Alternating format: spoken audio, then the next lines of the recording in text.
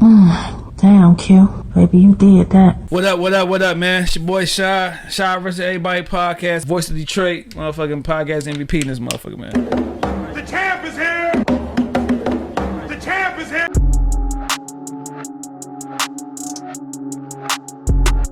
What up, man? It's your boy Shad Vs Everybody podcast, episode 249. Hey, man, if y'all, I don't really have to introduce, dog, you know what I'm saying? If you turn on, you know what I'm saying, Tubi or Amazon Prime or something, you gonna see my mans, man. He been around for a long time, but we got actor, we got producer, we got writer. Man, shoot, they forgot about your rap bag, you know what I'm saying? Rapper, you know what I'm saying? Used to be a hooper, dog, a father, man. We got Kaamel Hasaun, man, aka Diesel, Hitman. Hey, man, what do they call you more, Kaamel, Diesel, or Boom? It just depends on where I'm at. No, yeah, I get Boom a lot, especially when I'm in the airports and out of town and shit.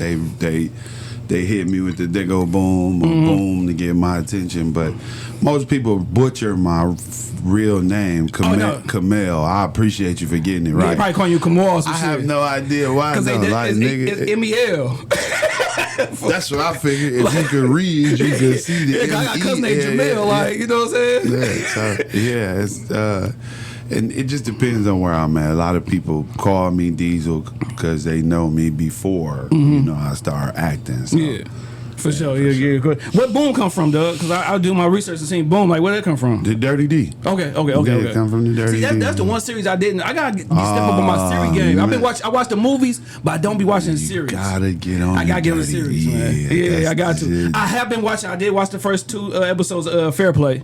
Yeah. So I'm on Same brain. Pretty much. Yeah, that's shout out to Splurge, Anthony Williams. For sure. The son of Lisa Brown. Lisa Brown is the creator of the Dirty D. Okay. And, you know, so. Okay. Shout out to the family, for real. For sure. Now, we start every episode with salute me while I'm here. A lot of times we wait for people to pass away before we give them flowers, you know what I'm saying? We made that long Facebook or that Instagram caption or post, tell them about how much we love them, but then tell him or her that while they were still in the flesh. Yeah. So you got anybody that you want to give some flowers to that won't, you know what I'm saying, expect that salute from you? I kind of, you know, live by that. I'm one of those people that understand that life is very precious and time is precious. So I'm one of those people that if I love you, you know I love you, and then when I see you, you know, I overwhelm you with how I love. So you know, it's I want to give love to everybody that got love for me, and the people that don't. You know what I mean? I'm really one of those people that, you know, until you do something to make me not love you, and respect you, then it's all love, because it's hard being black. So you know, and I get the gist of all of it. So for sure, man. I want to, man, I'm gonna salute you, dog, for, you know, coming down, man. You know what I'm saying, getting on the pod, dog, and doing your thing in the movies, killing it, man. Every time you got a movie pop up, me and my wife gotta watch it, dog. You know what I'm saying? Because she was like, "Oh, you got him coming on the show." I'm like, "Yeah," like, "Oh man," you know, because she like Denzel, Ebony Tate, because she coming on Friday. So it's a few that you know when you see them. Hey, we gotta give it a try. We gotta watch it, dog. You know what I'm saying? We lit, man. I'm proud of the whole team, the whole city. Like, just to see everybody working abroad all over the country. It's a really, really great situation for us, and I'm just happy that we have a nice core of talent that's holding it down. So, you know, those names you mentioned and many more, you know, for sure. A lot of people working and active, and it's a blessing. Yeah. I gotta go ahead salute. Can you give a shout out to my girl Whitney, man? You want me to look in the camera? Yeah, say what's up to Whitney, man. What's up, Whitney?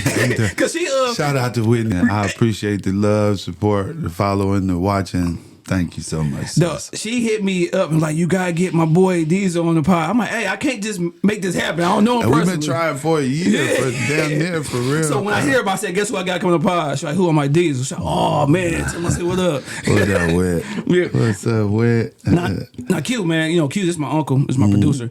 Hey man, you know why this is a real dude, dog? Because his birthday is the same day as mine, dog. Shut your mouth. June 21st. Nice. You know what I'm saying? I seen that like, oh, okay, yeah. So what are we, bro? Because they say we Cancer, some say we Gemini. I was told my whole life I'm a Gemini Cancer. Yeah. So it's and a lot of times I, feeling like one, especially as a young man trying to find my way, my Gemini brain would just go crazy. Yeah. But once I went to therapy, which I recommend that everyone do, and my therapist just, helped me break down some things in my life that I had to be accountable for. And, once you take ownership and, start, being responsible for what you're responsible for, you're able to get your mentality together. So I feel like my brain, it's a Gemini brain because my thoughts go everywhere as soon as I hear one thing. So, but I feel like the Cancer helps settle it down. I don't feel like I'm a Jekyll and Hyde person like people would say a Gemini is. So I really feel like I'm both, to be honest. Once you get to understand and understanding both signs, I feel like I got both traits for sure. Now I'm not too far on that Cancer sign because it's almost, because me and my brother, I'm June 21st, he's June 26th. I know your brother June 28th. So we almost had that shit right there. Now, because I live with some real Cancers, and they're emotional, though. My wife, my mom's, my brother, Yeah, and then me and my older brother, we get along really well for the most part. You know, he's kind of stubborn, I'm kind of stubborn, but there is definitely a difference in myself and himself. So that's where I feel like, okay, maybe I'm not a full Cancer. For sure. That's how my little brother is. It's like, we cool. I get along really well with both signs, though. Yeah, it's like both, and that's what makes me feel like I'm both as well. Definitely. You just mentioned something about going to therapy, man. What was it that, had you like, all right, maybe I need to go see somebody, or maybe I need to unlock some things that, been, hidden deep down? Well, to be honest, it wasn't my own doing. I got shot by the police. Yeah, in 2008? Yeah, and I sued the police, and that was like a part of the, a part of my to-do list to make sure this thing go through. And I went, and I was real stubborn about it at first, and shout out to Dr. Brown. She said, you can come in here every week if you want to. I'm going to get paid, and I could do my paperwork while you're here, but while you're here, you might as well get some help. So, and I'm just glad I listened to her, because she really, really broke shit down for me. And your mentality is like the muscles in your body. You don't wake up one day and with muscles and the body that you want. You got to put in the work.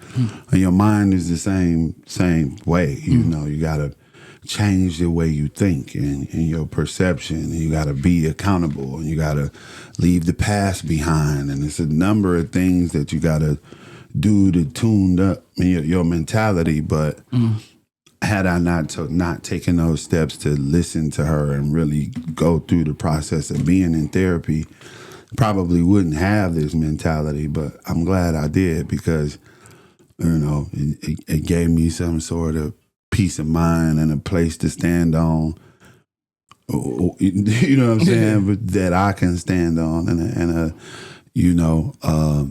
a good vibe and a good understanding for my life from here on out, however long that might be. For sure. But long time, dog. Gotta speak that. Amen. Was it anything that you could pinpoint that might surprise you, that she might unlock? Like, damn, I didn't think about it like that, or I didn't, you know what I'm saying? The way you just brought it to me, like, it got me understanding a little bit better now.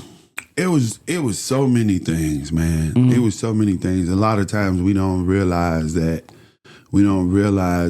how much of a prisoner of the past that we are. Yeah. And how many excuses that we make because of our past. And that's your own fault. Like, you can't blame anyone for your present day. Like, it's whatever happened to you even an hour ago, you pretty much need to get over it, because that hour ago is gone. And you need to figure out how to make better choices, you know what I'm saying, with your chance that you get every day. And you know, my life was a mess on the interior, but the exterior it wasn't. So, you know, you got the cars, the jewelry, the whole lifestyle, but you can't sleep at night because you're not at peace with yourself. So it was so many different things she brought to me, and accountability was probably the most, you know, because you're responsible for your own life, the whole deal. No matter what anybody did for you, didn't do for you,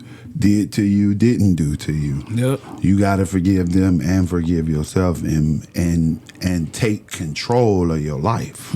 Yeah, because what you said was correct, man. As far as like people always blaming like my dad was going, or you know what I'm saying, my neighborhood, like dog, at the end of the day you could change that. You know what I'm saying? Yeah, that was. You know what I'm saying? Your dad wasn't there, you know. I mean, not to get too into my mom and dad divorced. My dad wasn't absent. You know, I knew my dad. He did things with us, but there was an absence of him in my life, and it affected me and my whole household, you know, for a long time before everyone was able to get a grip. But that's an individual journey, you know what I'm saying? Because, you know, you got to pick up your own bags and figure out how much weight and how much of a load you want to carry yourself, you know. And a lot of times people around us struggling with that, and we try to help, and you just can't, bro. You got to be accountable for your own self, your own life.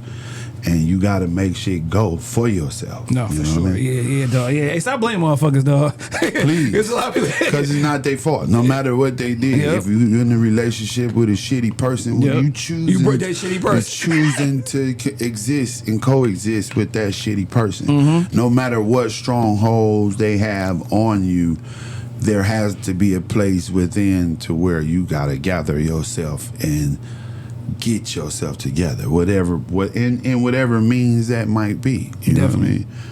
And that's saying a lot, because some people might have to, you know what I'm saying, exterminate a motherfucker to get away from them. But shit, it's your life. No, I'm not encouraging. You know what I'm saying? You know? Yep, definitely. But shit, in this world, it's kill or be killed. Definitely. And now we mentioned birthdays, having the same birthday, man. Is it cool if I call it OG Vet? Like, because I'm like, just don't call me Unc. Okay. The reason why I say, because this year I'm turning 40. You know what I'm saying? I turned 40 on June 21st, and it's like, bro, you hearing that shit? I'm going to hoop. Salute. I'm going to hoop. And little nigga called me Unc. Nigga, like, I didn't know how to respond to that shit, bro. Like, it's like, damn.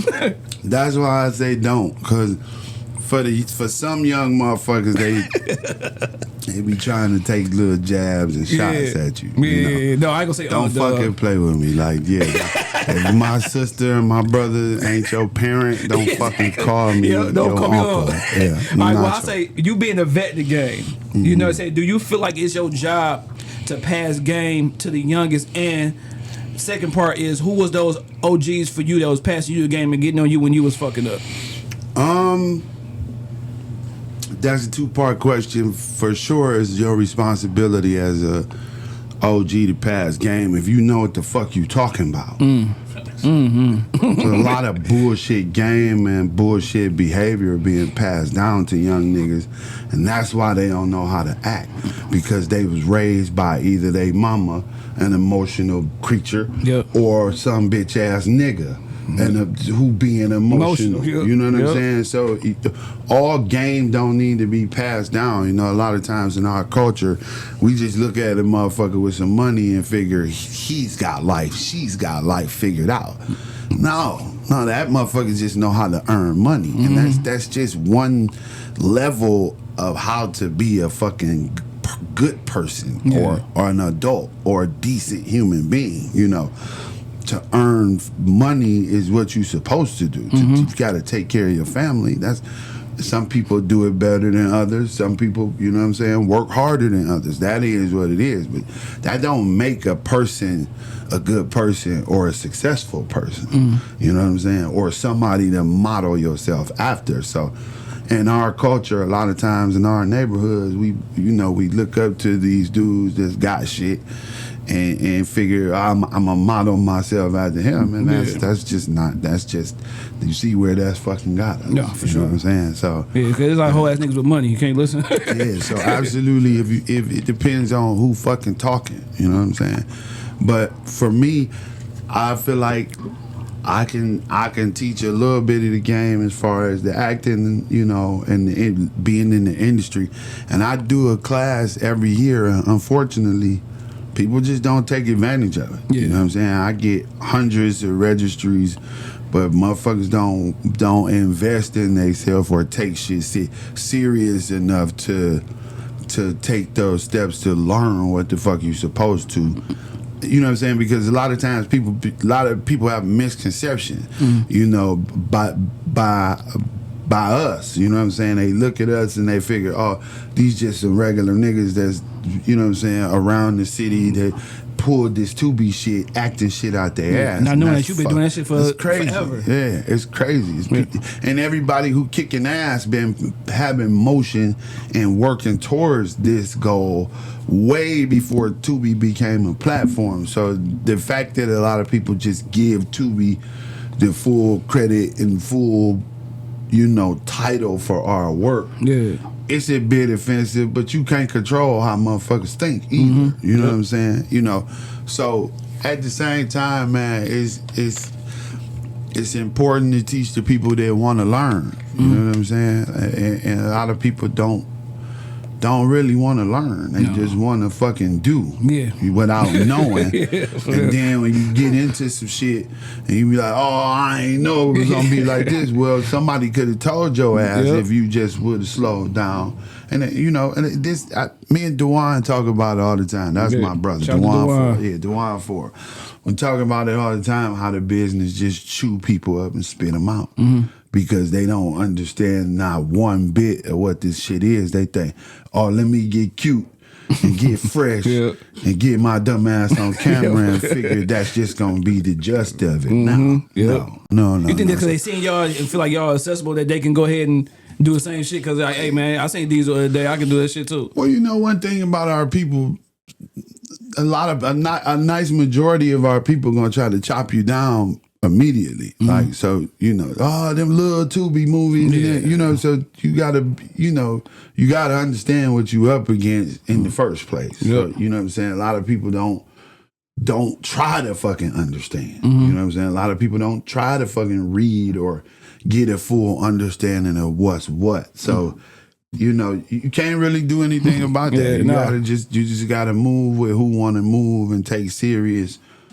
who want to take this shit serious. No, that's a fact. A lot of this industry chew motherfuckers up, spit them out real quick, like, thinking that this shit's sweet and thinking you just get on camera and be the next big thing, and it take a lot of fucking work. Yeah, it takes time, a lot of fuck ups, all that stuff. Like you said, work, bro. If you getting those classes or you getting that schooling from somebody, you ready for that. You know what I'm saying? It took a lot of work, bro. Yeah.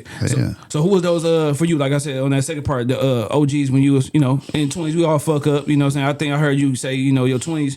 You said you was a little bit hot head, a little bit. You know what I'm saying? But who was those OGs for you that kind of be like, hey man, Diesel, you need to chill. You need to slow down a little bit. Oh no, I didn't need nobody to tell me to chill. Like I understood, like it's a line in when you out in public and when you out and about, and especially when you out of town and you represent something, a city, and not only a city, faction within the city. You know what I'm saying? You gotta conduct yourself a certain way. That don't necessarily mean be this big chest out tough guy wearing an S on your shirt. Yeah. You know what I'm saying? But at the same time, it's like you can't let nobody disrespect you or cross that line with you, and with people observing. Nah, that can't fly. So a lot of times, our name just came up and shit because we didn't allow disrespect. So I ain't never been no hothead tough guy. Except my history and my rap sheet and all that shit speak for itself. And I've always been chill, try to have a good time laughing, but please don't fucking play with me. No, for sure. Please don't fucking play with me, because you gonna see the other side of that. So a lot, and that came from when I came in the game in the rap shit, and we was touring and we was all over the country, and I was around a bunch of rich knuckleheads. Yeah. So it wasn't really about niggas had to reel them in. Yeah. So it wasn't, you know, I've always been a person that learned two ways. You learn hands-on and you learn what not to do. Yeah. I've always, you know, I've gained a lot of knowledge from watching motherfuckers and learning what not to do. So, you know, if I had to, you know, put it on a few people, Peanut, my OG Peanut, my big brother was a big influence, and he was also a person in my life. I learned a lot of shit of what not to do, like not like that, but ooh, I probably would chill if I was in that position, but it's him and it's not me. So it's like, you know, it is what it is, man. I'm just glad I'm an observant, you know, sponge type of person. You know? For sure. Like to soak up my environment if I'm not familiar with it. Hell yeah. You know, before I get to doing anything, I want to see who I'm around, you know what I'm saying, what their temperature is. So. No, definitely. Hell yeah. Now, bro, I mentioned earlier, you was a hooper, dog, you know what I'm saying? I know you, you know, you hooping in church leagues, right? You used to hoop. Did you hoop for Mumford and Murray, right? I did. Okay. That's what you want to call. But talk about that, because like growing up in the inner city of Detroit, you either got rap dreams, hoop dreams, or you seen the dope boys. I had a little bit of both. I had all three, actually. Actually, all three. But hooping though, like what was your game like, bro? Like, you know what I'm saying? Was it something that you thought that you can go to, you know, I could play college ball or something? For a minute, yeah. And I went to college for a minute, and I just was like, no. I ain't finna waste these people's time or mine. Yeah, for sure. So, oh man, definitely. Basketball was I look at it now like it was just a tool in my life to keep me out of shit. I really love to hoop, you know, and I started really playing like 8, 9, 10, like for real, all the time, every single day. And once I got to middle school, you know, you started to realize, okay, I am kind of good. You know what I'm saying? Yeah. So you get to, you know, but once you transition from middle to high school, like the kid changed. You know what I'm saying? It's like, you know, it was. I'd still love to hoop, but it like the girls entered the conversation. Yeah, so like, I think I'm sweet. You know what I'm saying? Yeah. And lucky for me, I had all of my childhood friends. By the time we got to, you know, transition from middle school to high school, most of them dropped out and was selling dope and was full-time criminals. So.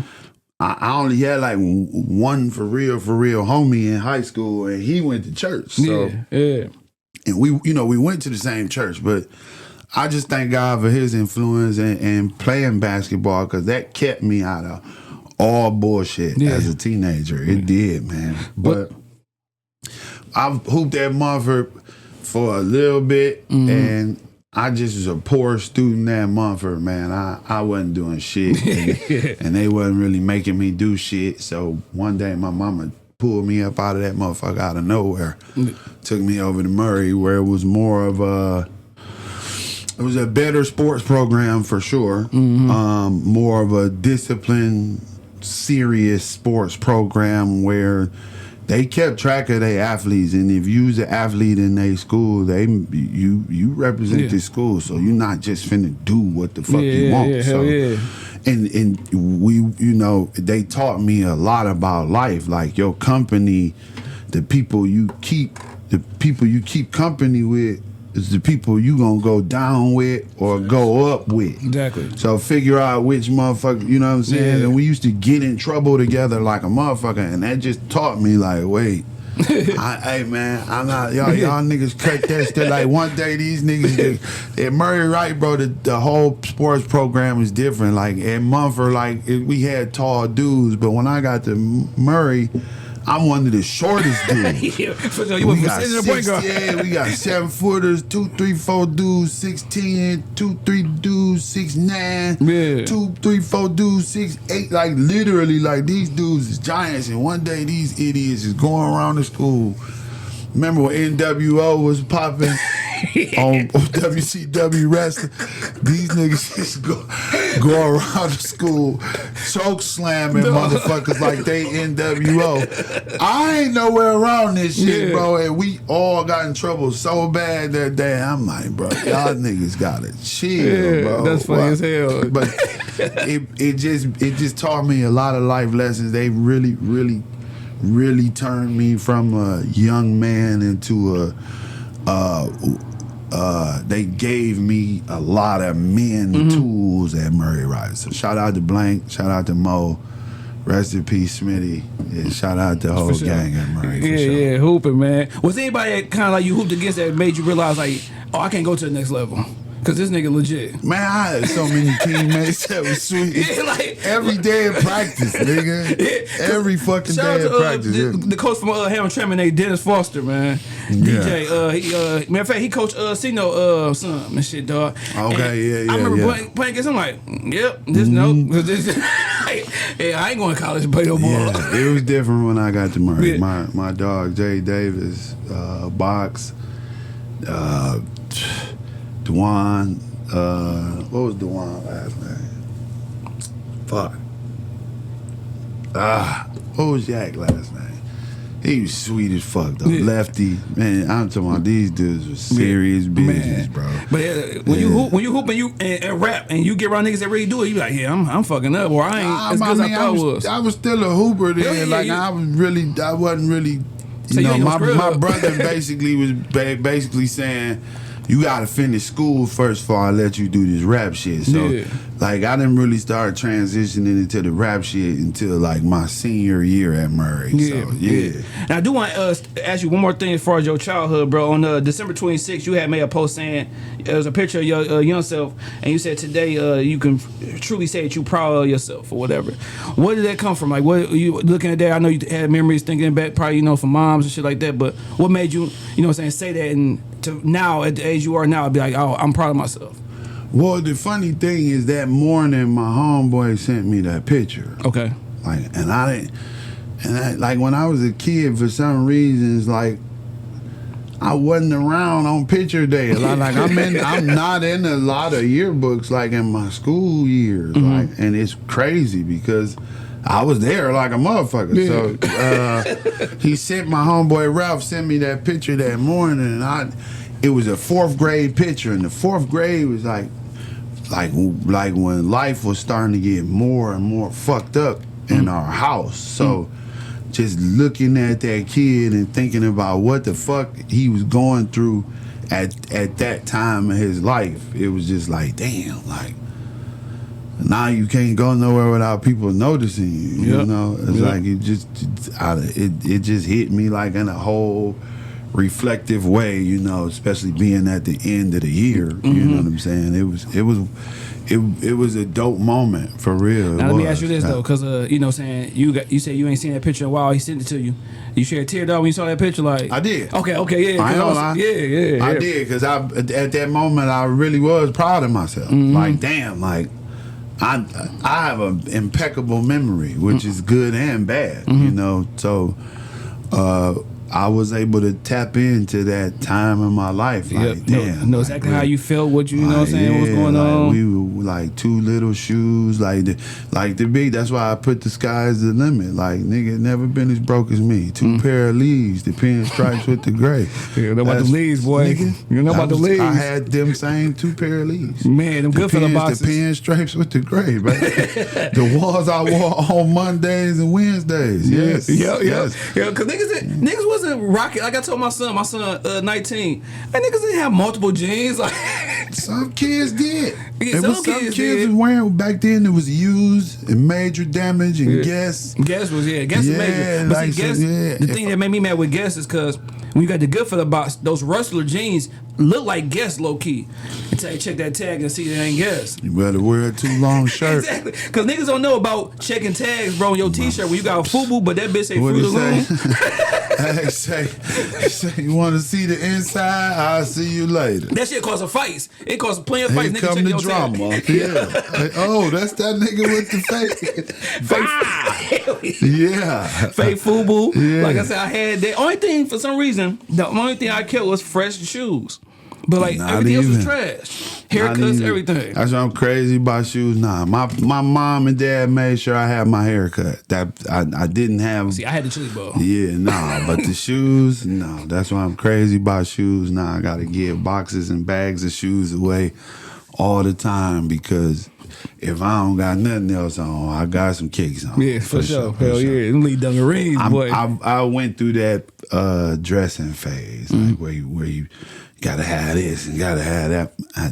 Fuck that shit. I want to be comfortable now, and at this point, I just really want to rock my people shit. Like sure. all black designers. That's really what I wear everywhere I go. Shout out to Worldwide Apparel. Definitely. Hell yeah. My dog. Yeah. While we staying on kids, man, I know you had your oldest kid when you was like 18, 19. 19. You know what I'm saying? Then you had your daughter right before you start getting serious with the acting shit. Her conceiving made me do something else with my life. And that's what I was gonna say. Like just think about like that birth, and then like when you had your son. You know what I'm saying? Your son was your oldest, right? Mm-hmm. Like the two. Talk about your mindset, bro. When you had your first kid until later on when you had your second kid, man. I had no business being nobody's father at that time. I still needed my motherfucking father. Damn. But unfortunately, we grow up in structures and systems that's we're not really properly educated on relationships and shit and sex. And I was educated properly on sex. Shout out to my pops. That was one of the first heart to hearts we had. And sexual discipline and all of those things. But as teenagers, our parents, they don't really prepare us for that part of life. They don't prepare us for a lot of parts in life, and mainly because shit, a lot of them didn't know. No, for sure. So a lot of us come in at a disadvantage. Parents don't have sex, knowing that my hormones are raging like crazy because you've been through this phase in life. As a people, we need to start properly educating our kids so that they don't immediately start having sex and having kids right with it. Yeah. You know what I'm saying? That happens to a lot of kids. Yeah, no, for sure. Hell now it's like, now we want to throw responsibility on them when we ain't fucking taught them responsibility. Oh yeah. So it's a vicious cycle that go on in our life. I had no business being nobody fucking daddy, but I was sticking my dick in places. So I guess that's the law of life. You know what I'm saying? You are ready to be somebody fucking daddy. Hell yeah. So it's a learning experience on so many different levels. It hurt me. It broke me. It taught me. It made me grow up somewhat. It sent me in the right direction to grow up, because when my daughter was conceived, I said, I can't blow this. No, at all. I can't. I gotta make sure that I'm a model citizen. I'm actually a motherfucker doing something with myself, so I don't have to be absent from her life. Like, it was a lot of things with my son's mother, but I didn't know how to take accountability for shit. You know what I'm saying? I'm not saying she was innocent in the whole matter, but this ain't that. You know what I'm saying? We got to raise a fucking kid. So it was just a hell of a learning experience for myself. It really was. Yeah, because I had my first my son at 19, and I'm thankful as hell for my mom, dog, because she, you know, helped me out. I was still able to do things, and she was able to, you know, say help me out, not just have me out there by myself. Because, you know, my girl at the time, she young, so shit, my mom stepped in and just, you know, helped both of us out. So we was able to, she raised my son with me. You know what I'm saying? That's what's up. And then when I had my second son, it was like, it was cakewalk. It was easy. Right. I know what to do. Yeah, I know what to do now. I got a better understanding of this shit. But like I said back then, I'm thinking for myself. Like then, I'm like, damn, I got this little nigga. He came out with the womb. I'm like, oh, can't put him back. Here. Yeah, shell shock. Yep. Absolute culture shock, shell shock, life shock, all of that. I had no business being a bio parent. For sure. Yeah, I'm proud of my dog, man. He just graduated high school and college, working and shit, dog. So hell yeah. Hell yeah. Man. I want to ask you this, man. When you was rapping, you had said a line on from the song "Where I'm Not quoting the bars. Where I'm from. Where I'm from. You said niggas, you ain't niggas ain't from the D. Ain't from the D. These bitch ass niggas don't represent me. How often do you get mad when you see a bitch ass nigga representing the city and screaming Detroit? Well, we don't really got that issue. Well, you ain't got to, but you see a lot of bitch ass shit going around. I feel like it's a good enough united front now to where that little shit just get boom boom. Like it's like we are way better. Yeah, hell way yeah. better. It's a whole different city. Yeah, it's a whole different planet in the city. Like what? Yeah, shout out to the young dogs, man. They are fucking awesome. Yeah, every last one of them. I don't put none of them against each other. Like a lot of people try to do who the best, who the this, who that. No, those niggas is legit from the first name to the last name. Ray, Vez, TT, Peasy. Man, I love them niggas and love what they doing. They fucking killing this shit. Doug, Sada, Grizzly, Skiller. Nigga, what? Stop fucking playing with Detroit, nigga, bro. And you start to see Stop playing with Detroit. Our sound, our flow, everything. That's how it's supposed to go. Yep. When Motown was whooping ass, what the fuck that we got to figure out how to shooby doo wop like these niggas. That's how it's supposed to go. You ain't doing shit if they don't copy you. No, for sure. Definitely. Now, you know, because we always had rappers from the city. Who do you feel was the artist, or what was the point that it shifted where people start fucking with us? Well, to be honest, I feel like once we shut the city down, to be honest, I feel like that got people attention and to understand that we not playing, we are serious. You are going to hear us. I was in the middle of all of that from the beginning to the end, and really what it was is the industry didn't want to fucking put Detroit niggas on because a lot of them niggas was self-made men. Hell yeah, no, definitely, for sure. Well, nobody knows starving artists. Niggas had their own, like niggas, right. We got our own budget. Just put our shit out. They like, what? Watch out. How y'all get this money for y'all own budgets? So that was all, you know, back then we looking at it like niggas won't let us in, but not understanding like, bro, y'all, nigga, we talking about real gangs, real mobs, real criminals, real niggas. They like, ain't no fucking way. For sure, Ain't no way. Ain't no way. Ain't no way. We gonna control who we can control. Yeah. And after a certain point, it's like the industry lost touch of what anything was. So at that point, they gotta accept whatever we say go. Yeah, the streets. You know what I'm saying? Hip hop started in the streets, and it's gonna fucking die in the streets. So that's just how it is. So it's when we shut the city down and said no. It was y'all got to start working with people. Yeah, for sure. Y'all got to start networking, start building bridges here.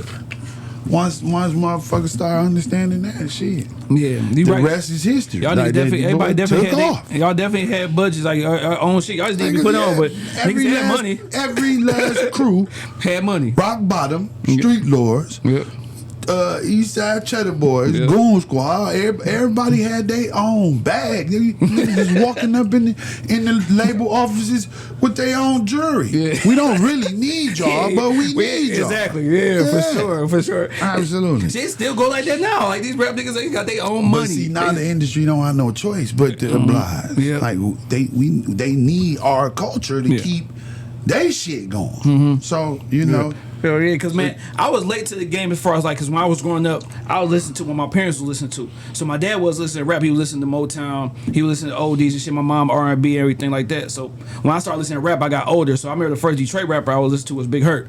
I'm like, who the fuck is this? Like, you know what I'm saying? I'm like, it got me going down a rabbit hole, start listening to, you know what I'm saying, older music and shit and catching up. Man, one of our coldest MCs, period. I don't care what era. Period. You know what I'm saying? That's one artist to fucking hear first. Because I'm like, what the fuck, dog? His own style, his own sound. Created his own lane, culture. Shout out to Big Hurt. Hell yeah, absolutely. Who was that for you, man? When you coming up, who was those rappers for you? Like, yo, first, you know, saying this is my artist, this the nigga I rock with. Like, this is what made me fall in love with rap. It was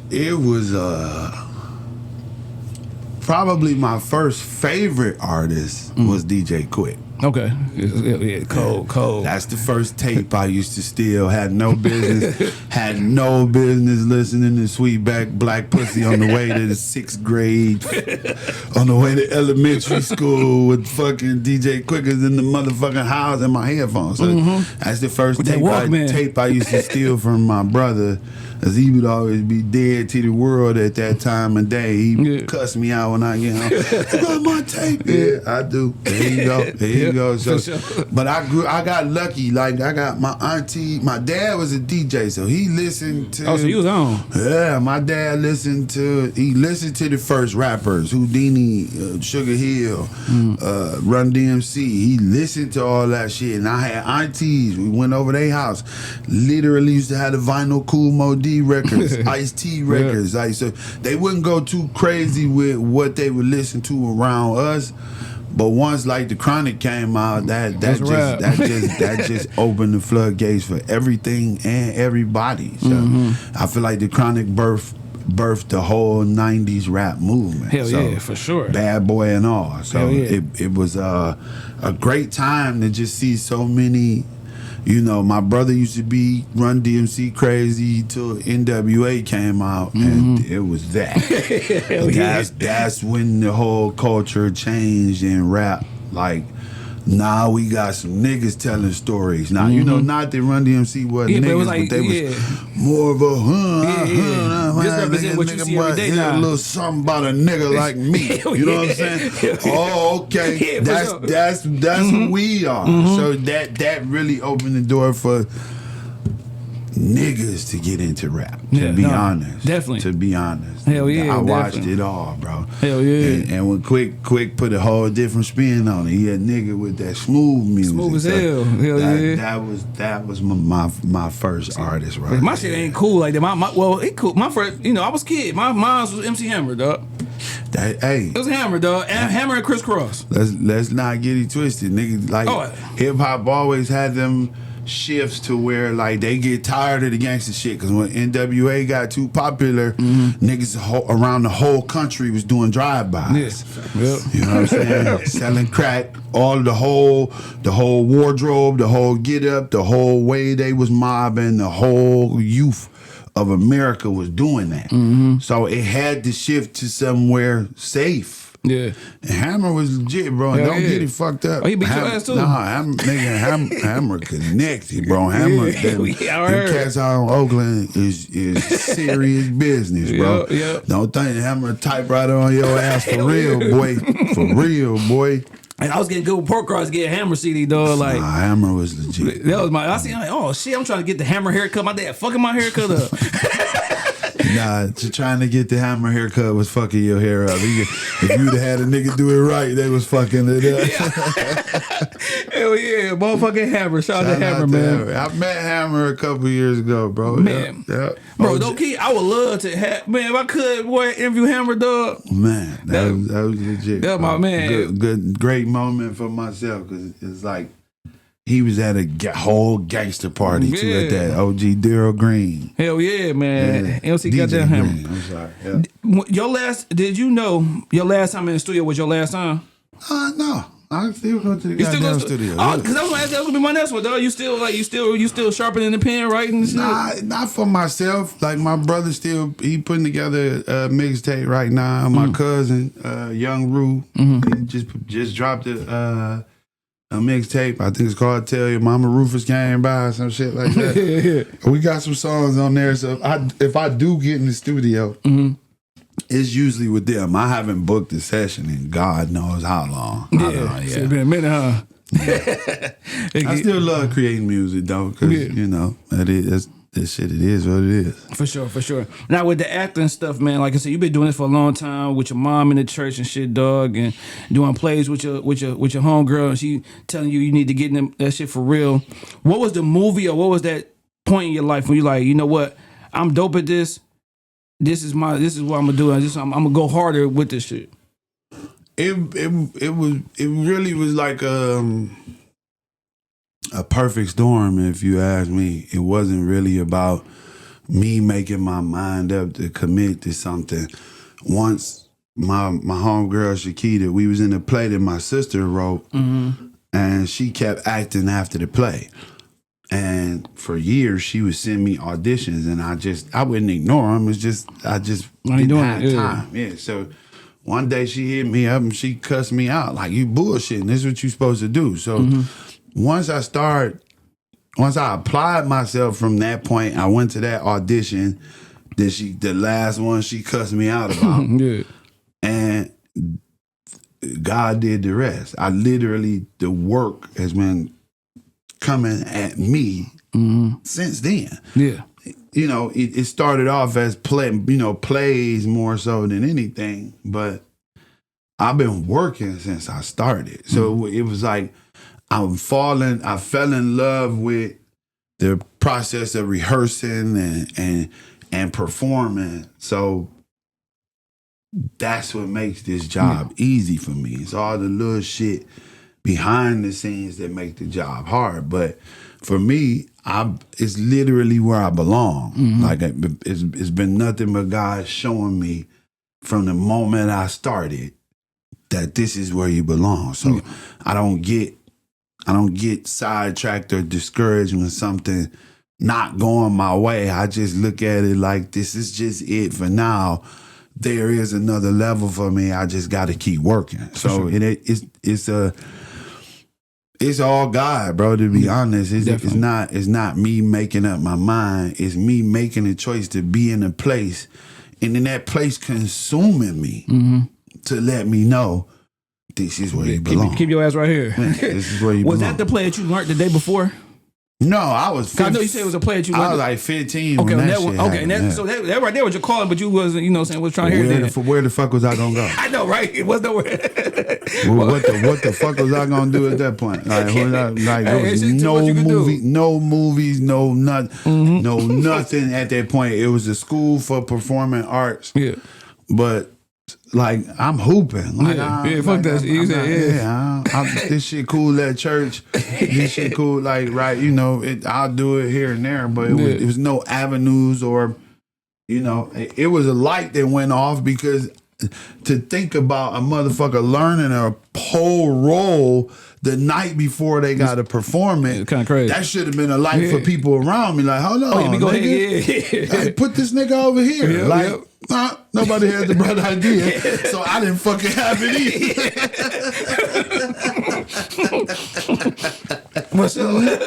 Hell yeah.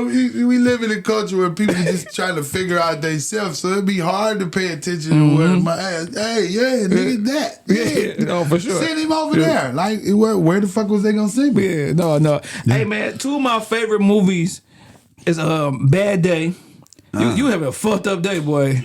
We laugh about that a lot, though. Like nigga, you got 5 for no reason. Terrible, bro. Cancer. You try to come back home, treat your lady to some shit. To a motherfucking 2 for $20. I got you a coupon. You got robbed and shit, dog. I know, right? He got hit by a nigga because they kissing and shit. Man, hey, that was. That's fucked up. You tickled to death by my bad day. He's just laughing like, nigga, you got 5. Dog. Me and my nigga Marion, dog, who was on the movie, he was on the show. We was laughing like a motherfucker, dog. But that's my dog. That was a good one. He a jackass. Marion cool as hell. He funny as shit, dog. He's a jackass. I can't stand that. You gotta talk to him about his Starberry story, dog. Talking about how he was fighting in school because he had the Starberries on. He looked like he had a pair of Starberries. He said, "Nigga, Starberries, I'm stuttering." With that motherfucking sad part. Shout out Mary, that's my dog. No, cool ass nigga. Yeah, no, absolutely. Houston, we have a problem. Yeah, it was good. Hey, dog, what's name was cold too though. Mine is cold.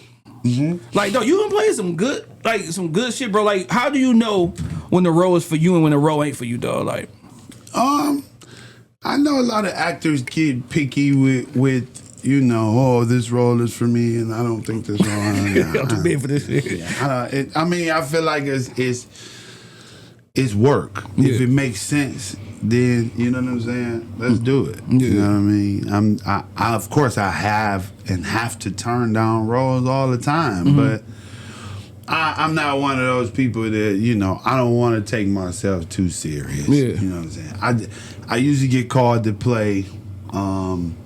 The gangster, the menace, the villain, you know. But I always look forward to those roles where I get to be different, you know, sure. Handicapped, fucking, or a dude, you know, or just, you know, a dude, just a sympathetic figure in the film. You know, I'm used to, you know, they show a flash of it in the beginning of the Bad Day where I kick the dude ass at the movies. You know what I'm saying? Then it's like, you know, from that point on, it's like, oh shit, like, like when I'm out of town, man, people say that all the man, that movie's sad. I cried. My girl was crying and shit. I mean, you got me this bitch laughing. Shout out to Mike Jeffers. That's a short film that we did. No, that was a dope movie. When I first started acting, I think I might have been acting for a year or two, doing plays, and he like, I got this short film I want to do, and shout out to Melissa Talbot. She produced it, the short film, and they wanted to make it a full feature last year, and we did, man. Yeah, so, no, it was dope. It was dope. That was dope, dog. I always call my producer, who my uncle. I'm like, hey, what's the watch, dog? You know, cause he a connoisseur. He know everybody by name. You gotta check out the latest Crash Out, bro. We gonna talk about that too. Okay, my bad. I ain't mean to jump. My bad. I want to ask before that though. What was the name of the movie when my man was hiding up under the bed, dog, and then your brothers got home from jail and shit? Y'all celebrating the whole day. He was under the bed though, dog. Oh. You talking about Just a Friend? Yeah. No, not Just a Friend. That's I forgot the name of that fucking movie, dog. But the whole day he in that mug because you know, saying under the bed, dog, hide because you know. You talking about the light skinned dude that was under the bed? Because he was in the closet at first and shit. While y'all was making love, knocking boots and shit in the closet. Then you go downstairs. I'm trying to think of what the fuck. Damn, I just saw it too, dog. Like, it's not Just a Friend. Just a Friend is the Just a Friend is with Rodney now. No, that's how you know my man working, dog. You know, I can't think of who the fuck. He was, damn. But I was gonna say in real life situation, what do you do, dog? Oh, if a nigga under my bed? Yeah, like. But he didn't know. He knew she had a dude though. You know what I'm saying? So I'm probably gonna shoot my girl. Yeah.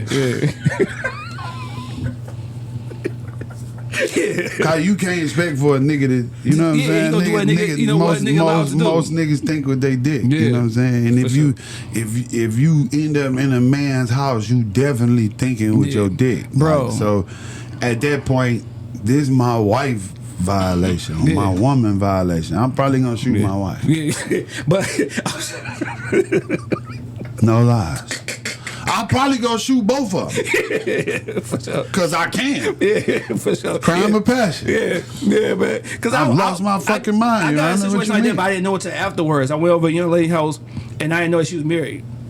Oh, yeah. Until afterwards. Oh. So you put me in a fucked up situation. So now I can't rock with you. And I found out because a girl that she, I wound up knowing the girl that she knew. I wouldn't recommend a nigga fuck with a woman that got a man. Yeah. Let alone a husband. And see, I didn't know that. And that right there told me, like, you know what? Don't be going. I wouldn't recommend you talk to a bitch that's just talking to a nigga. You don't never know what the nigga might be crazy, bro. And while we on that, crash out. You know what I'm saying? That's just what folks be ready to do. My homegirl in there, you know what I'm saying? She was on the pod too and shit, though. We had a lot of people, dog. Sierra. I got 9 chicks in that movie. Yeah, Sierra. Bro. No, Sierra. You know what I'm saying? The crash out. But have you ever been in a real life situation like that? If you could speak on it. Where like you should leave, but you don't leave. Not all the way. I think everybody have. Oh yeah, we all have. All of us in this basement. I think everybody have. Like, you know, the unfortunate thing in our community is when we see somebody act up about us, it touches us in a certain way where I'm not sure if it's like sympathy, empathy. I'm not sure what it is, but if you want, especially men, like you see a woman act up about you and cry and all of that shit, like it do something to you in different ways. Like it, you know, it so. Yeah, we've all been in that situation, but the movie is just kind of, I wouldn't say loosely based off real events. It's just the reality of a lot of people's situations. You know what I'm saying? And I just felt like that character Chad just could, you know, he meant well. Yeah, for sure. Yeah. You know, at the end of the day, hold on. When she was on top of you, you start screaming. You had that drain. Was you had that knife? Yeah, he meant well, and then, you know, a lot of times in real life, the women say they want honesty, and they don't really. You know what I'm saying? So it's like, it's a play on real life. Some of it is a piece of my real life, but most of it is just relatable material that everybody goes through. Yeah, to my when a side chick don't know she a side chick. I mean, just on every level. My lawyer, you know what I'm saying? She got a good, stable, set relationship, ready to get married, but her fiance don't break her hip like he supposed to. Yeah, how many women is like that? Yeah. That's professional, put away, husbands, politicians, lawyers, and barely could pay attention to him. And it's a nigga, you know what I'm saying? That pulled her with some buffs on. Yeah, you know, they Earl. It ain't just dudes cheating. It's women cheating too. So it's just, those are the real elements. And I try to display in my films just more relatable shit. You know what I'm saying? Do you feel like this movie is getting talked about more than a lot of the movies you did? I don't, not necessarily. I don't, you know, I know that the people love the movie. You know, I don't think it's got a bigger online response as You Toxic as Fuck, but it's you know, it's still in, you know, recommended. It's still in the and in some of the top categories on Tubi, so the people definitely watching, and we're gonna keep promoting to get the full bus out that motherfucker. No, for sure, for sure. Now I coach basketball, dog. Like, you know what I'm saying, so you know you study, you look at things. Do you look at your work and be like, damn, I could have did this different. Damn, I could have said that a different way. Like, are you hard on yourself when you watching your movies? Early on in my career, yeah, I used to be, but that just tuned me up to make sure that I leave it all on camera. There was just a couple times where, you know, I felt like I wasn't as comfortable as I needed to be on camera, but the people still loved it. So the goal and the mission was accomplished, you know. So it just tuned me up, you know, moving forward in my career to just dig deeper into these, you know, these scenes and make sure I perform them bitches so where I'm not looking back at it like... Yeah. Of course, I'm gonna look at some shit like I could have did it better, and rightfully so. If you got some more time with some shit, you're supposed to improve it as you go. So, you know, I try not to torture myself with that. I try to put it on camera and just leave it at that. For real. Yeah. Is anybody that you like study or watch that, you know what I'm saying, like just to get yourself better, like how we, you know, hoopers watch other hoopers or whatever like that? Are you doing that type of thing or no? Early on in my career, I realized that all of the great actors and actresses were just playing themselves. Of course, there are characteristics and dimensions to a character that you have to add that may not necessarily be a part of who you are, but you want to come across natural and authentic, you know? And, you know, I'm lucky for me, the people like me. So, you know, I just have to really dig deeper into what's going on in this script and perform it as me, if that makes sense. Yeah. So there's only one me. Yeah, so. for sure. Now, it ain't gotta be a favorite movie, but it could be a favorite movie. No such thing. Think about think about a movie. No, think about a movie that you enjoy watching, and you could sub in for a character and add something or take something away that's gonna make that person better. Django. Okay, what'd you add or take it away? I would be myself. I would be my motherfucking self. Yeah. Not that Jamie did anything wrong. Yeah. Amazing character. That's one movie that I would love to do. Like if that could have been me, yes. For sure. Tell me funny. I want to see that shit now. yeah, man. Because that's the quickest way to answer that shit. Everybody be like, damn, don't know what to say. That's one of my favorite. That's in my top 10. Okay, for sure. Give me your top 5. You dirty. Wait, well, you want to categorize it, make it easier, like maybe hood movies. All right, your favorite top 5 hood movies. Top 5 hood movies. Hood movies meaning low budget or movies that take place in the hood. Both. Like your Fridays, you know. Yeah, Paid in Full. No order. Paid in Full. Minister Society, Boys in the Hood.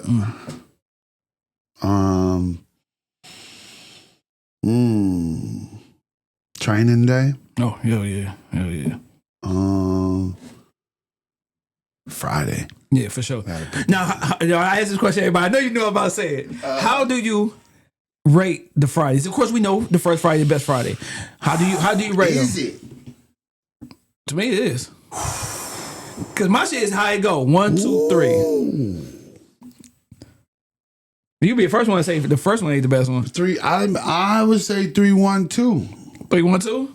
Dang, I ain't heard that one. I listen. Friday After Next is a funny ass movie from the very beginning to the very end of that motherfucker. So it's like it's up there. It's a toss up between 1 and 3 for sure. I'm definitely don't want to dismiss 1, but 3 is just as funny if you ask me. Yes. Out of the 3 chicks, who the best looking ones? That's Nia Long. Spanish chick. And then the one girl who, I forget. Then you had Carla. Carla. And Carla. Who was the other one? Who Donna. Donna. Yep. In order. Yeah. Nia, Carla, Donna. 1, 2, 3. Yeah. That's 1, 2, 3. Nia Long that's my lady. Nia Long is flawless, bro. Yeah. So if you had your dream role, would she be your leading lady? Now? Like if you had a movie and you could pick anybody to be your leading lady, would it be Nia Long? Nia Long was bad. I think the baddest she was in was Love Jones though. Friday, man. Friday was cold and Friday, boy. Yeah. Let me think. Got a lot. You got a lot to choose from. She your wife, dog. You know what I'm saying? Lead lady. My lady, Misha. Okay. Good answer. My lady, Misha. Yeah. Good answer, dog. Good answer. Is it for you? Is it something that you, as far as stage plays and movies, like, do you prefer one more than the other? If I can get paid for stage plays as much as I get paid doing movies, I do plays. Yeah. I love acting. Yeah. I feel like I've done enough movies to where, you know what I'm saying? I would love, I got a call from a play last year. I don't know what happened with the promoters, the producers, the whatever. I got a deposit and they bullshitted the whole rest of the year. And it's like, I was looking forward to getting back on stage because that's where I started and where I where I, you know, groom my skills to be this guy on camera. So would love to do some live performances, touch and see the people, network, that type of thing. But it'll come in time. But yeah, if I can make the money that I make doing movies, doing stage plays, I do stage plays. That got to be kind of like nerve wracking, like hard, because you got the crowd, you can't fuck up. Like, but okay, you a vet, so you ain't thinking like that. It's the pinnacle of performance. Yeah, cause my nigga Sean Prince, my nigga Prince and shit, dog. He said when he do it, like he had times he fuck up, and you gotta be quick to ad lib and hope that the person you talking to get that you fucked up and ad lib with you. That's why you gotta build that in those rehearsals. Is so critical, because once the show start, the show ain't over till it's over.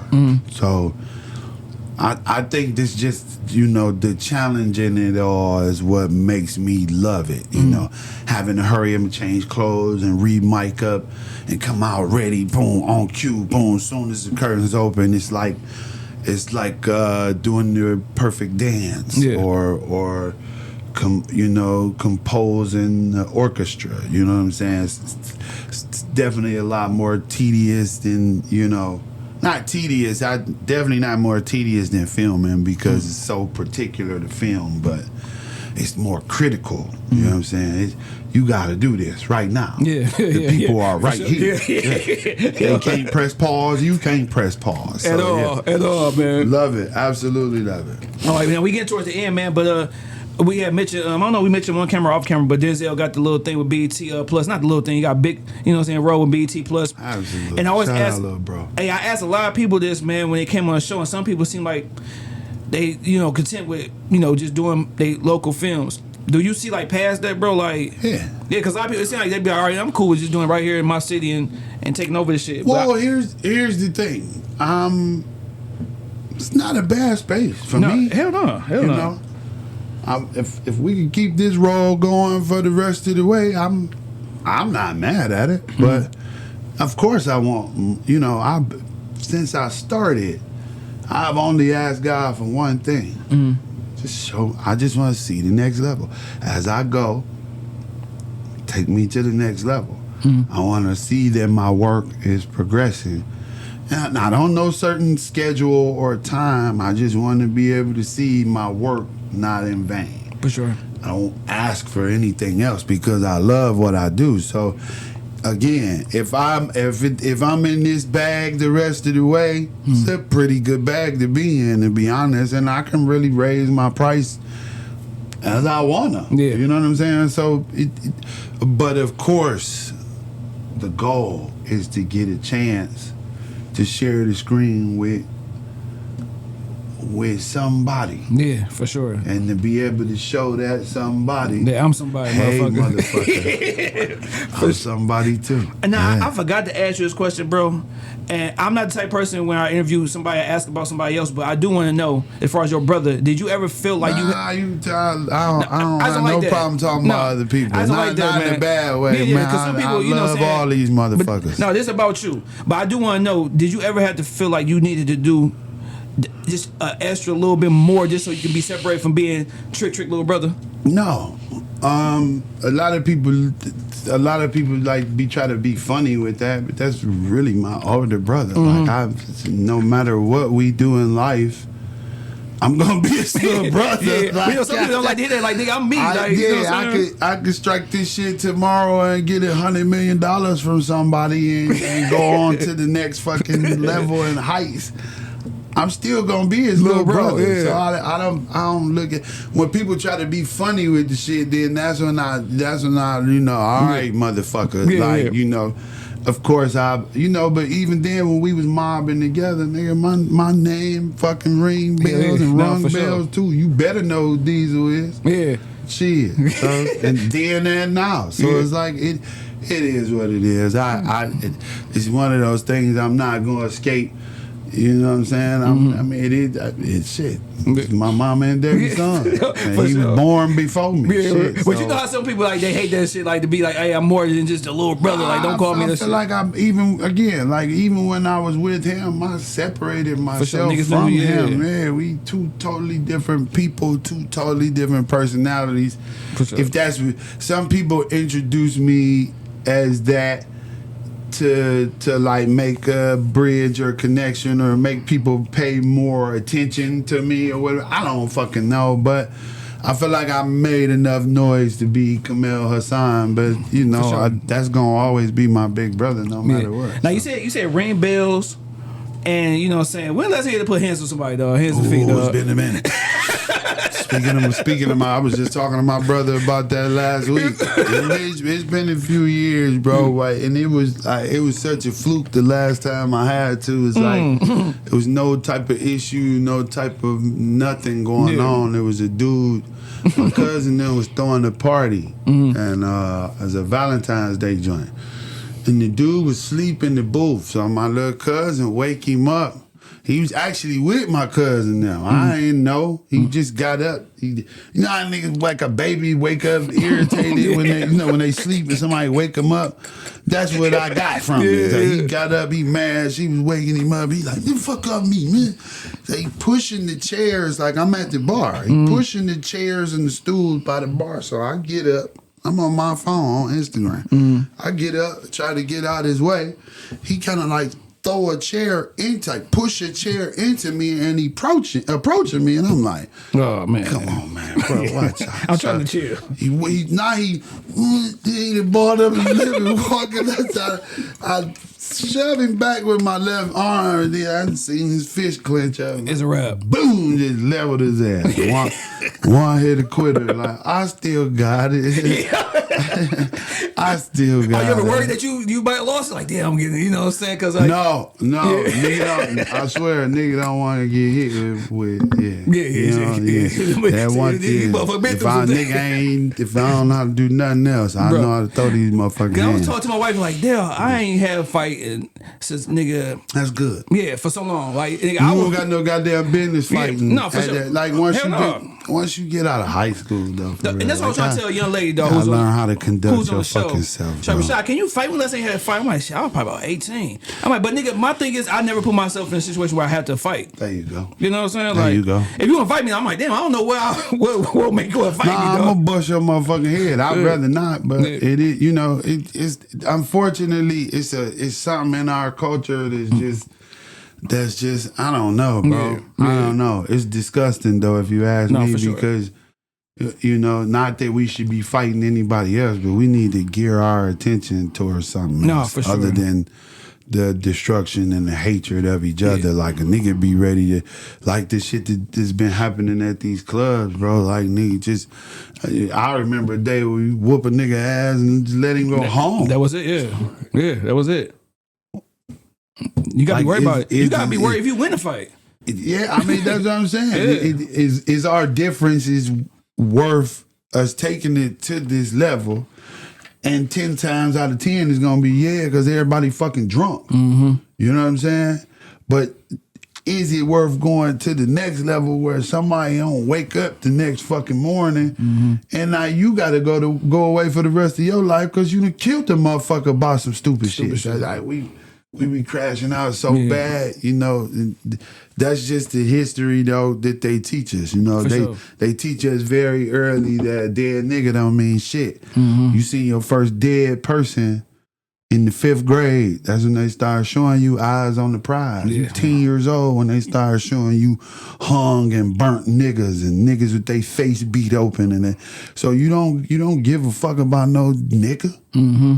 That's what I get from it. Like we've been desensitized about how we do each other because all you see, even as a child, was dead niggas. Yeah, fast. So shit, I don't even think it's a way we can get out of this. You know what I'm saying? I feel like at this point, God needs to just go ahead, hold the button on the side for 5 seconds.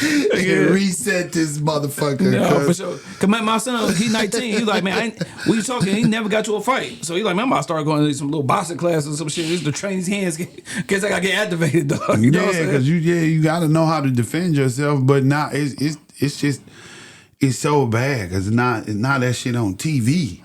So now we got the youth feeling like this how they need to behave. You know what I'm saying? Especially these little girls, man. Oh, girls God. already ain't had no problem throwing hands. Like this ain't nothing new. Like they've always been catty and ready to go. But now we in the society where they making entertainment out of this shit. Girls is signing up to go on shows to fight bitches. Yeah, for sure.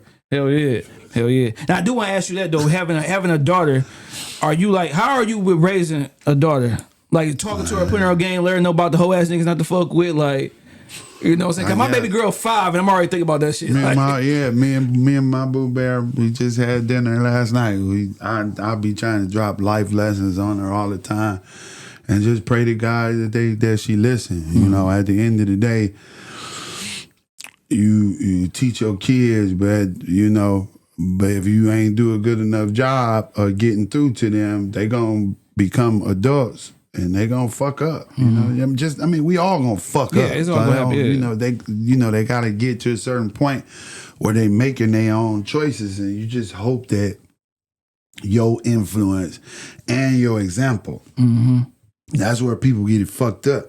A lot of people just tell their kids some shit and don't behave the same way. You know what I'm saying? Do what I do. Do what I say, not what I do. That shit don't work like that, bro. No. You got to be an example. And unfortunately, these kids are the product of the example in the household. And a lot of these motherfucking parents just ain't grew up they fucking Fucked self. up, boy. So, you know what I'm saying? You looking at some motherfuckers in their 30s and 40s and 50s that still behave like they in their teenage years and their 20s, you know what I'm saying? With no accountability, because we don't hold each other accountable. We don't. No, fast. So it's a task, because to each his own. Yeah. You got to teach your kids that we don't give a fuck about what everybody else doing.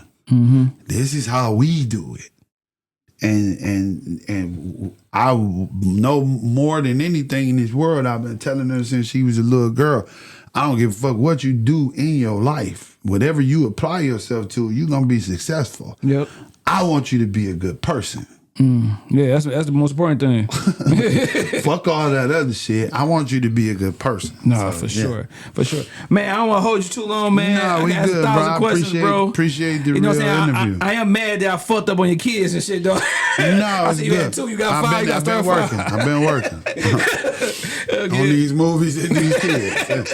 Yeah. Man, but what you got coming up this year, man? As far as like movies, man, because you know, what I'm saying you off vacation, man. It's back to grind mode. Yeah, man. Crash Out just started streaming a week or so ago. It's doing real good on Tubi, but not good enough. So go ahead and stream it tonight. Crash Out, starring Sierra. Sierra and that thing. Cookie Smith, Kunika Q, Terica B.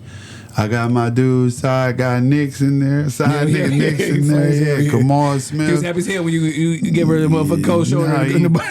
He's really good though. Yeah. He's really a talent. He's not just a funny dude. No, for he sure. really can act. So look forward to him getting more opportunities down the line. So yeah, stream Crash Out. White Lies 2 is coming soon.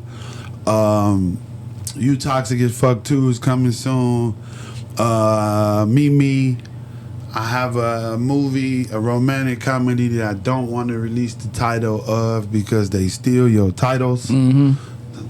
They steal your titles. Yep. But So I hate that I had to hold the secret to the fucking title. But yeah, I got that's this year though? That's gonna be this year? Absolutely.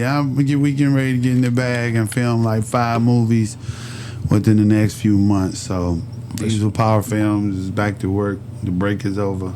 For sure. I hate I can't. I hate I don't. I really want to announce titles, but nigga steal your title, bro. No. Nigga will steal your title. Hell I'm yeah. a living witness. No, for sure. I do want last question, acting wise. Who are some two actors, male and female, that you feel like should get recognized a little bit more that they not talking about? I don't know who you're referring to as they, and who. Like somebody wanna come up, cause we got the our usual suspects who we know who out here killing this shit, but the ones that's coming up that you see that's gonna be next up. There's so many of them. It's a lot. Cause my boy Ju Sev, man, that's my dog. He said man, I gotta get in these roles. I'm tired of these same motherfuckers. Cause I gotta kick in the door a little bit. There's so many of them, but you got a name, shit. You on fucking McGraw Ave. Yep. He was just on one movie, Boyfriend for the Block. Yep. He on the Dirty C, the Dirty D. Get the fuck out of here, Ju. Let's see, man. I feel like the ones that bust in, bro, they come in and they get right to work. So recognition. I feel like everybody getting it. For sure. Yeah. I mean, I know there's some people that feel like, oh no, but they step your shit up. Do your thing. Yeah, a lot of people. Unfortunately, man, a lot of people not self-aware. So it just is what it is. But no, shout out. I'm thinking about. That everybody go to work. And I'm thinking about the up and comings, and they ass is working. Yeah, so for sure. That's what tell the story right there. Is anybody calling you to come get on camera? And from what I can see. Yeah, man. Yeah. Man, shout out to y'all, the ones who's out here doing it. You killing it, dog. Like I said, me and my wife gonna continue watching all the time. Whenever you got some shit coming out, dog. Shit, I'm gonna have to say happy birthday now. We gotta say birthday, dog. You know what I'm saying? When that shit come up June 21st, man. You already know, dog. Happy birthday, brother. Sure. Wait, come on. I got a little drip. I thought it was gone. Nah, you still got that. And that nigga June 1st shit, so he June nigga too. For sure. My best cousin June 7th. My wife is June 17th.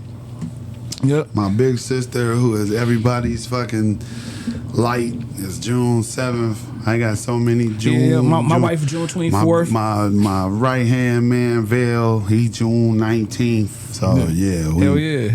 We loaded in June. Our shit this year, on Father's Day this year. Word. Yep, it's a Sunday, Father's Day and a birthday, dog. You get those and shit, though. You know what I'm saying? Right after Juneteenth. I like to be gone for real around my birthday. Out of town. Yeah. But Actually, I'm trying to think of something right now for my 40th, man. That shit sound funny saying it, dog, but I'm here. Do it, baby. I'm knocking on the door for you, boy. We ain't supposed to live to be that age, so salute. No, I'm proud, dog. Like I said, man. You should be, goddammit. Yeah, coming from East Warren and shit, dog. You know what I'm saying? Mom's dad passed away young and shit, so yeah, you gotta be, like I said, those days, those years, those birthdays and shit, dog, you gotta just, even the days, you gotta appreciate that shit when you wake up, man, because somebody didn't. Every year is special. I know some people, 40 is a milestone, but shit, so is 41. Yeah, no, for sure. So it's 39. Yep. Shit, nigga, you only every age once. So we won't make them all special, because at the end of the day, bro, we supposed to be dead or in jail. Yep. Or out of our fucking mind. So the fact that we not is a blessing. No, for sure, man. We end like that, man. With you already know what it is, man. Shad Vs Everybody podcast, episode 249. Got Q behind the boards. Got the homie D's on this motherfucker, dog. Yeah. You already know, man. Best podcast in the city. If you think different, man, I don't give a fuck.